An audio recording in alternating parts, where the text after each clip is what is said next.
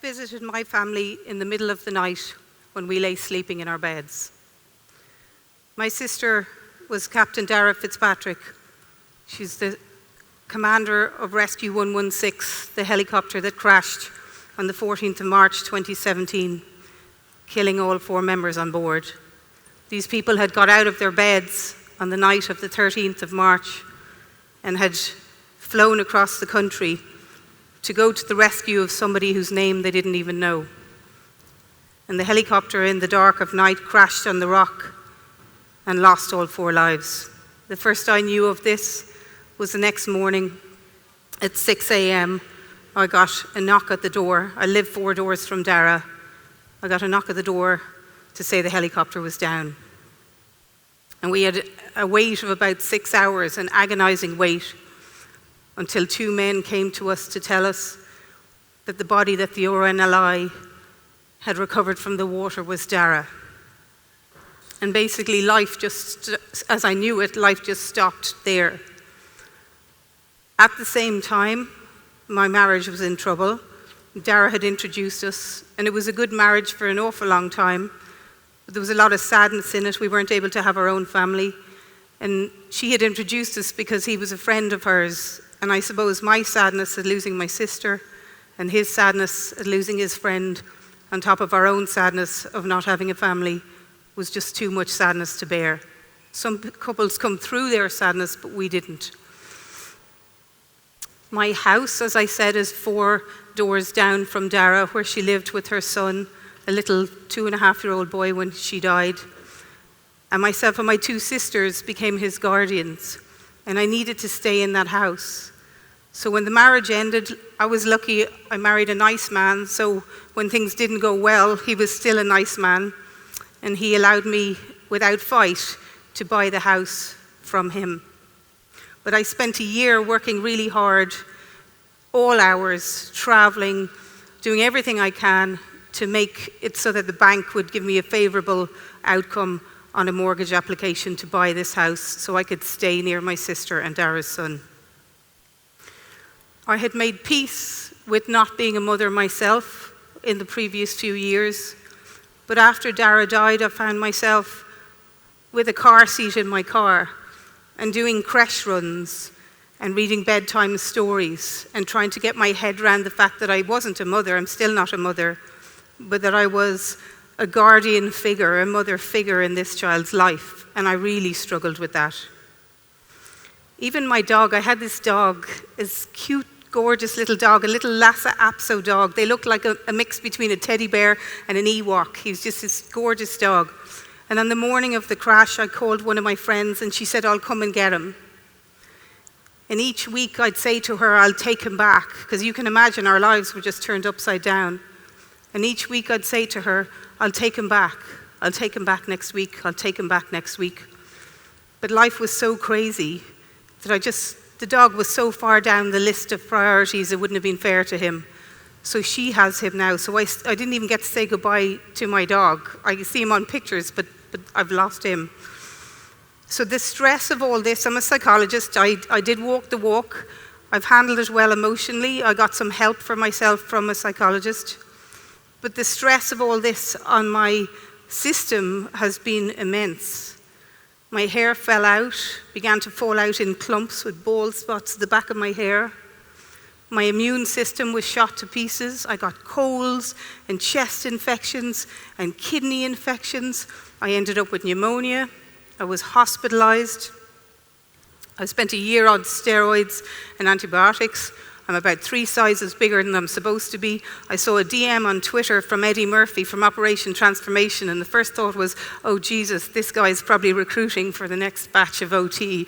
He wasn't, he was just offering me some help. So I am not physically how I should be now. And my awful has been handling all of that. Finding myself at 51 years of age, about to be divorced, no children. I've lost my sister. My whole life, as I knew it, just changed. And I can tell you, when I was your age, if I was sitting there, that would not have been the plan. How my life is now was not the plan. Your awful, that's my awful. Your awful might be that you have lost somebody. Your awful might be that you struggle with depression or anxiety. Your awful might be that your parents are fighting and arguing, or that you have a sibling who's causing trouble in the house and disruption in the house, and you all have to live with that. We all have all sorts of awful, and it will visit us at some stage in life. Although around the awful, life is brilliant. It's wonderful. But what I'm here to talk to you today about are those awful bits. And I find now, 2.5 years after Dara died, that I'm coming out the other side of awful. I don't mean in regards to grief, because grief isn't something you come out of. You don't get over it. There's no closure. What happens with grief is you learn to live with it.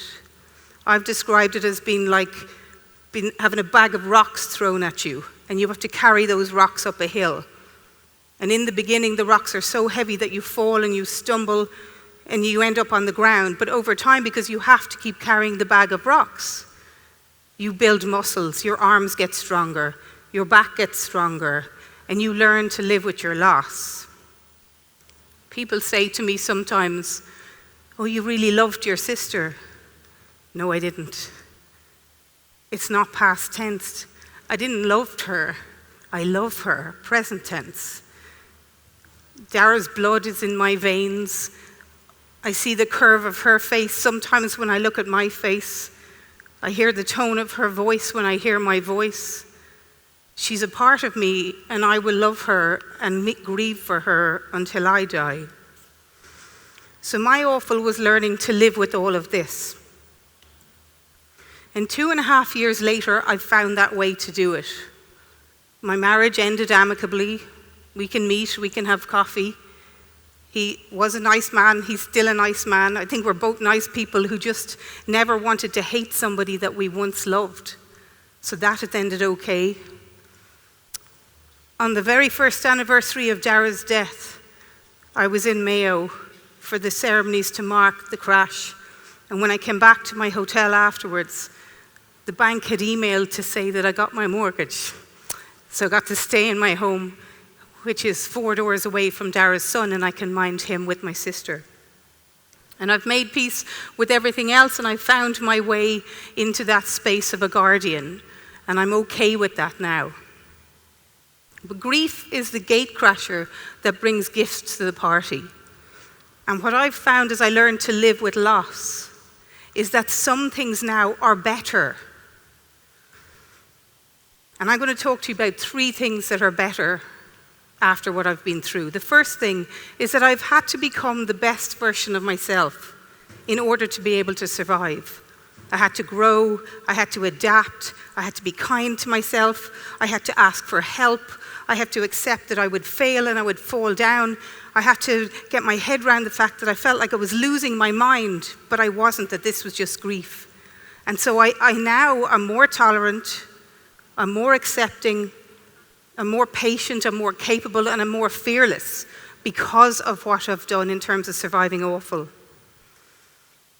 The next thing that I noticed was clarity. When you come out the other side of awful, you have such clarity. You know who you are. I know who I am now. I know what I'm made of. I know what I'm capable of. I know who my friends are. And the clarity around that brings such security to your life. The third thing that I found comes with coming out the other side of awful is perspective. I now know what matters and what doesn't. I can sift through the noise in life. There's an awful lot of noise in life, a lot of stuff we're supposed to care about, but it really doesn't matter. So, for example, I mentioned earlier about how my body isn't in a good state these days. Well, this is a public forum, so I know that there are going to be photos online, and there'll be people through Twitter, because that's what some people do. There'll be people scrolling through Twitter saying, "Gosh, now, hasn't she put on a few pounds?" But what happens with perspective when you come out the other side of awful is that you realize what matters and what doesn't. And what I now think when I look at my body now, which I will get healthy again, but at the moment I'm not going to hate it until I do that. What I now think when I look at my body is I think of its function, not its form. So my body may be bigger than I want it to be, but it's the body that allows me to hug Dara's son. He has this thing he does with me when I have him that I stand in his hall, I have to get down on my knees. He stands at the farthest part of the hall and he runs towards me. He's only 5 with his little arms pumping and his head down. And then when he gets up near to me, he launches himself at me and we have the best hug ever, which is what we call it. This body may be bigger, but it allows me to do that. This body may be bigger, but it allows me to read him bedtime stories. It allows me to cheer him on his first day of school when his mama wasn't there. This body allows me to listen to clients tell me their stories of anxiety or depression or stress. This body allows me to train sports teams for Olympic preparation or All-Ireland preparation or competition down the road preparation. This body allows me to stand here today and give you a message of hope, share a message of hope of life after awful. So if anyone is scrolling through Twitter and saying, hasn't your one packed on a few pounds, you can keep scrolling, because I'm not bothered, because I have handled so much stuff.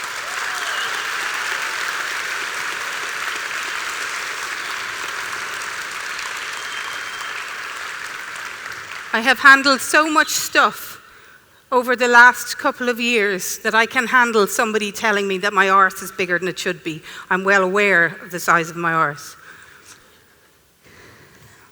So what's essentially, to summarize, to finish up, what's essentially out the other side of awful is freedom. You have clarity, you know who you are, you know who your friends are. You become the best version of yourself. You have perspective on the things that matter. And now I don't need to be liked. I don't need to please people. I can say no. I'm not afraid of failure. I laugh in the face of failure. I've had to live with the fact and accept the fact that my sister, who should have died when she was in her 90s, in a hospital bed with her family around her, instead died on her own in the cold, dark sea in the dead of night. If I can handle that, I can handle anything that anybody ever says about me. It's almost as if life now is like I was living it in black and white, and now it's in colour. So it's like Dorothy in The Wizard of Oz when the house landed in Oz, and she arrives out from this black and white life, and she moves into this colour life with the yellow brick road. I see things now much more in colour than I ever did before. Life is just more vivid, and that's because I've come out the other side of awful. When we were delayed, if I was ever meeting Dara, she had this expression. She would ring me and she would say, I got a call out at work, I'm going to be delayed, you go on ahead, I'll meet you there, crack on, you crack on. And now 2.5 years after she died, I can almost hear her whispering those words to me, saying to me, Niamh, you crack on, there is a life after awful. You crack on and you live that life, because Dara would give anything to have her life back, but she can't. And I have my life, so I'm going to honour her, and I'm going to live my best life. And what I want you to remember when you hit your awful times is that there is life after awful. That your awful in life does not have to be a full stop. It can be a comma in your life. I want you to remember that actually life can be wonderful because you have survived your awful. And finally, I want you to remember the brave and beautiful Dara Fitz, and I want you to crack on with your life. Thank you.